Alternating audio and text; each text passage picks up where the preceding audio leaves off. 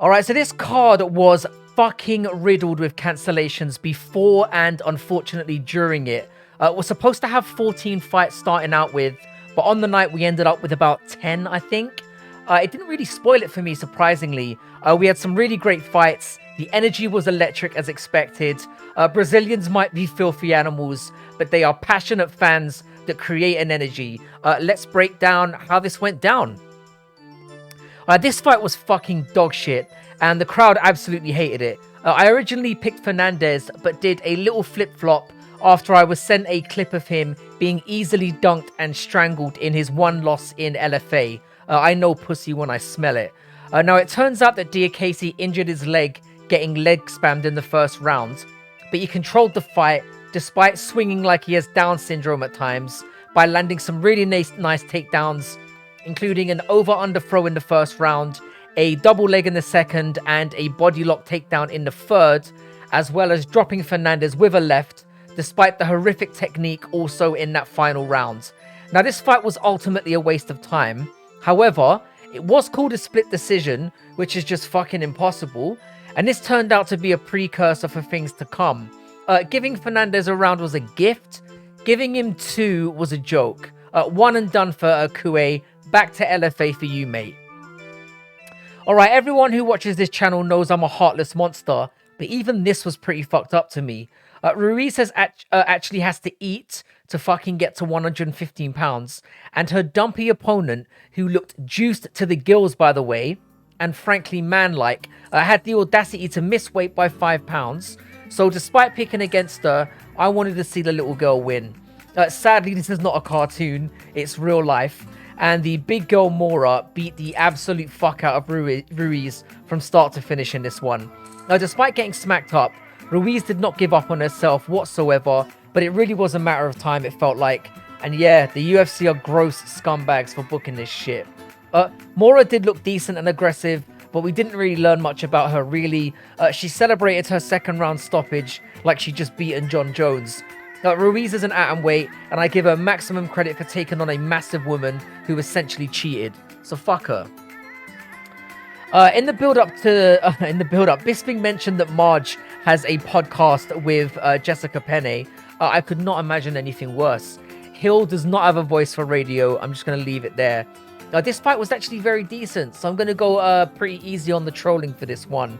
It was fast-paced, aggressive, and more importantly, it was competitive. Really first close round. The first round was really close. I had Gomez edging it out by landing the more punishing shots and almost latching up an armbar, which has been Hill's kryptonite in the past. Hill does invest a lot of bodywork though, and had a better second as a result of that. Gomez was visibly slowing down, and Hill began finding the range. When the fight got into close quarters, they both used Thai clinch knees really effectively. I gave Hill the second for barely outlanding. Gomez's corner seemed to agree with that, and I dig the honesty. I love when corners do that. Just tell your fighter where they're at in the fight. Third round, Gomez came out like a bat out of hell, but was taken down, and then Hill clinch controlled and used her tank to see the round out. Now, I called Hill as a live dog, but went for the plus 2.5, as judges, as we know, are scum of the earth. She was a great dog. The interview after was a little bit regrettable. She has the worst voice on fucking earth. Yeah, this was filth. Petrino is really, really impressive. Every time I watch this guy fight, he seems to just go up in levels. He established the left jab really well and used it to set up every success he had in this bout. He has a lot of detractors that shit on his tank, but he was so patient here, and it really paid off. At midpoint in the round, he picked Baukauskas up and dumped him down hard, which, considering how huge that guy is, was an incredible display of raw strength. He did enough on top to stop the ref from standing it, which is something I really hate, by the way. It was a pretty clear round. Now, the second round, Modestas caught Petrino with a few really handy rights and seemed to be working his way into the contest. Petrino had other plans though, and just as it looked like Modestas was easing his way in, about a minute into round 2, Petrino sidestepped the right and caught Baukauskas with a fucking stunning left that had his eyes rolling and his toes curled, literally. Now, I thought he was dead. Petrino is a respectful guy. He's on a tear. He's 26 years old. He's one to watch, man. I loved this performance. Yeah, this was a fantastic fight. but the outcome I'll just say I don't really agree with. Renat caught Aleski with a winging left in the first round after immediately storming in that dropped him, and then put on a full display of the way he transitions on the ground and gets positioned using the fence with a nasty neck crank and zero resistance, which was just a sensational display of offensive grappling. This was an argument for a 10-8 for me, considering the lack of resistance. Second round, you could see Renat fading a little bit, and more importantly, he was kind of showing some of his limitations on the feet. There were a lot of wild winging strikes. He was swinging backhands that looked a little bit tarded, if I'm being honest. A little like when a parent hits a child with a slipper. He won that round pretty clearly though. Third round was basically the contentious one.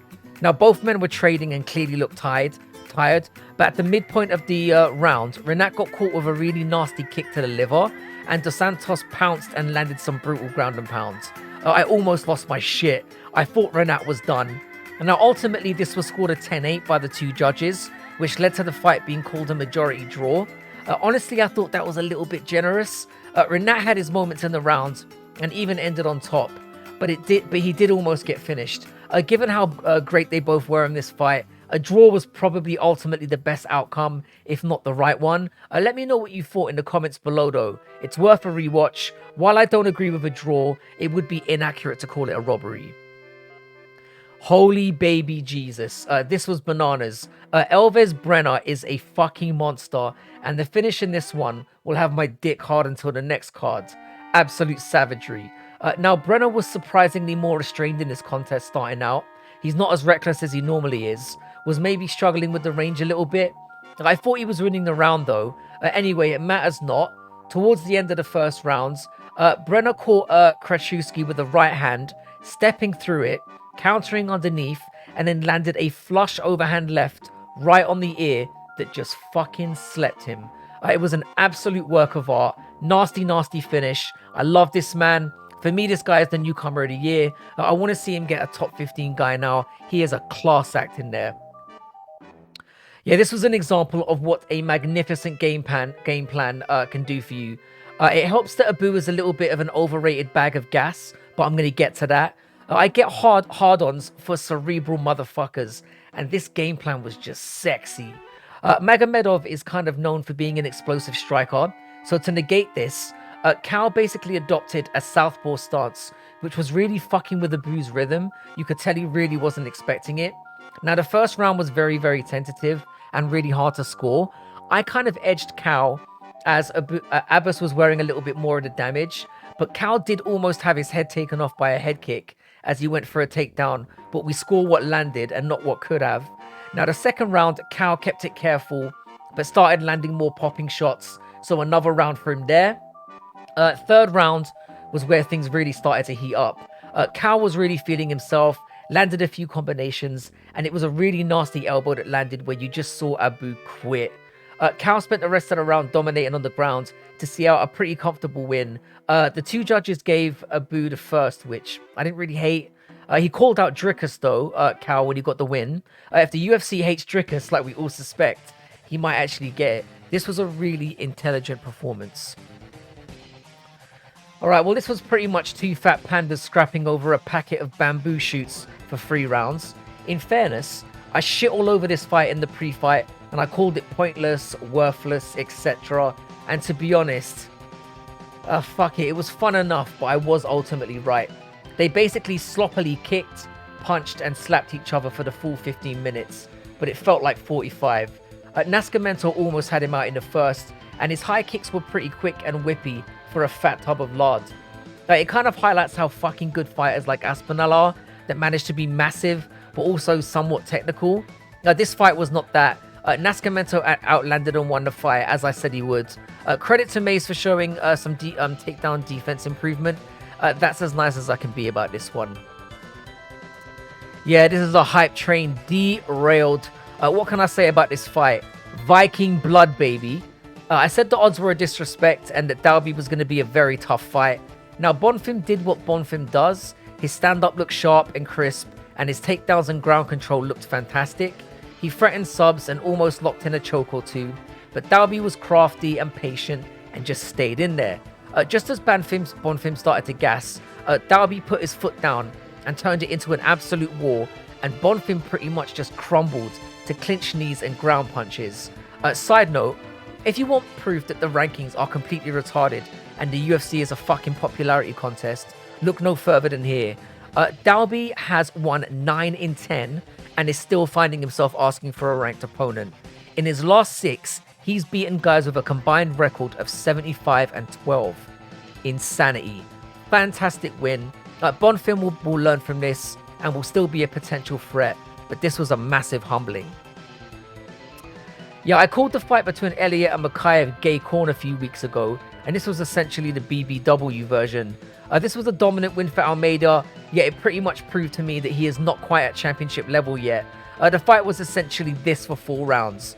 The round would start on the feet, Ruiz would go for a massive uppercut, miss, and then Almeida would time the takedown and then lay on him and just simulate bare sex. Round 3 was the difference in the fight, where Ruiz actually managed to reverse position for a little bit, land some ground and pounds, but the story of the fight was what it was, quite the bore show. Almeida was not active, but dominant. It was a lopsided but disappointing main event. Ruiz didn't drop stock, if anything, and Almeida kind of did for me. And for me, we kind of need to see him rebooked against Blades. That's way more of an intriguing fight now. Alright, so here's a little overview of the roundups. I went 7-2 on this card, which really wasn't too bad. I was particularly happy with the Brener money line. That was great. I think the Fakhretdinov money line was a little bit contentious. Should have really been 8-2, but I'll take it. Really decent card, actually. I really pretty much enjoyed it. Alright, so the record now is 284-126, which is again around 69%. I'll be back on Tuesday, as always, to look at the Aspinall and Pavlovich card.